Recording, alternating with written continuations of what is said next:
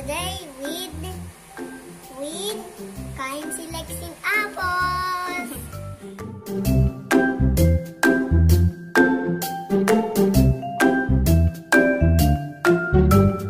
Yung mga isa sa advantages ng baby-led weaning.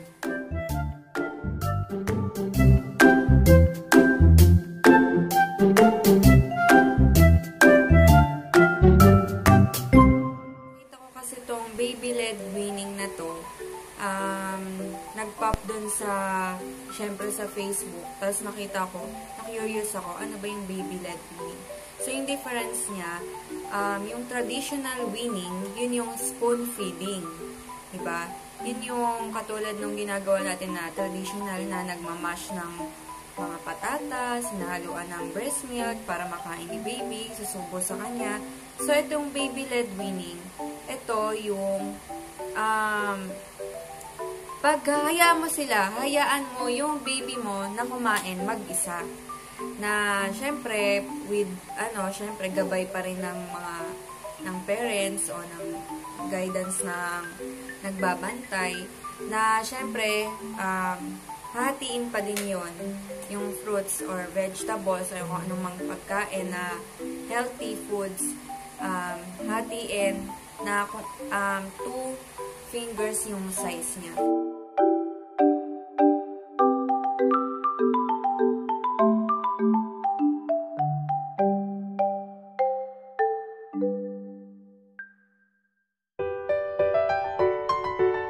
Kung gusto nyo pang matuto tungkol sa baby-led weaning, pwede kayong mag-join sa group na ilalagay ko sa description na Baby-led Weaning Philippines. Para mas marami pa kayong matutunan na recipes at kung ano-ano pa.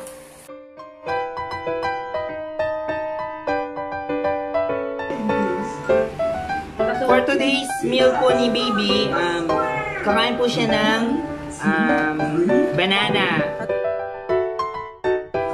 This kind of banana is called lakatan. Lakatan? Lakatan.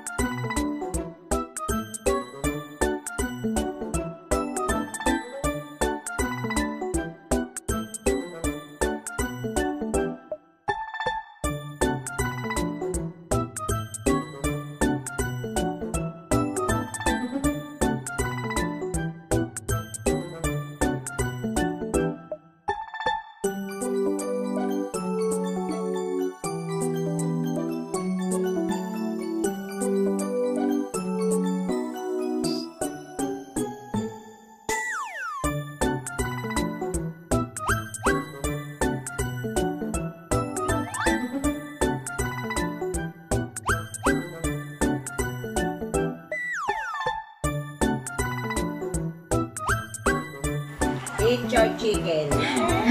Hindi ka pa. Yan.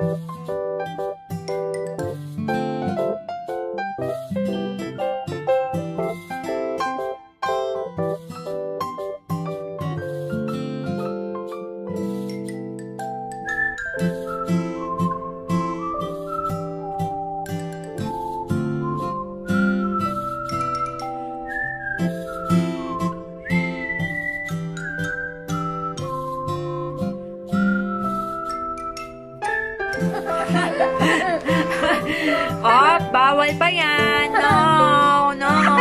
Lexine. Ah, no!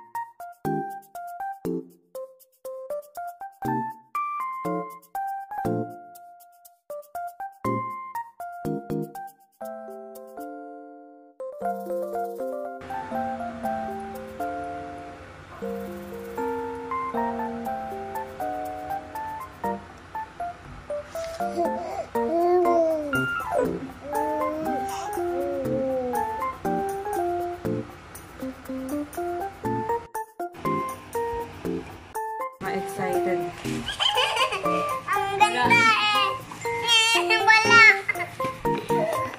Kurang excited si Lexine. Kumain. Oh, dito ka na. Kain ka na. Nay, excited si Lexine. Kain agad, oh. Kumain agad oh. Ay, ay, ay. Kakainin nyo. Ay, kakainin kong mata.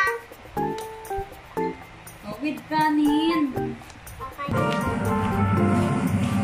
Sarap.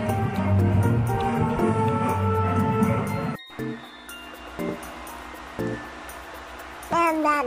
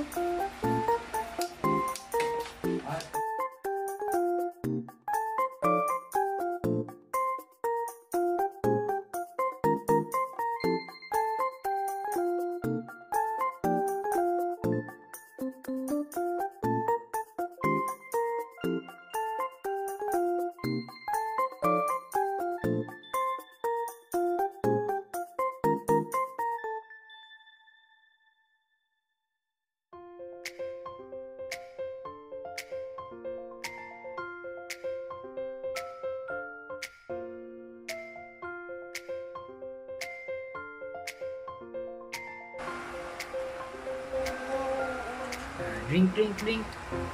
Drink calamansi juice. Oh!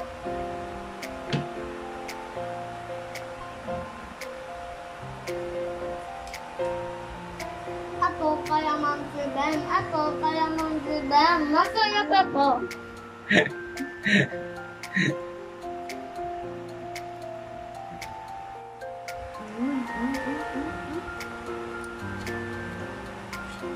Drink, drink.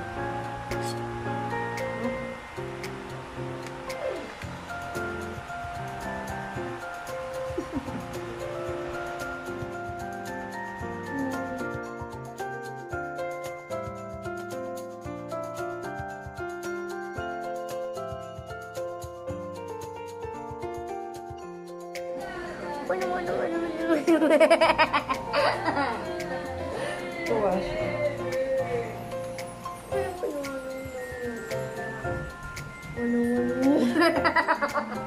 Wala na tawa.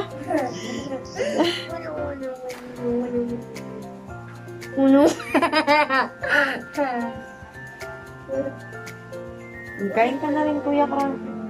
Magugas ka muna kamay.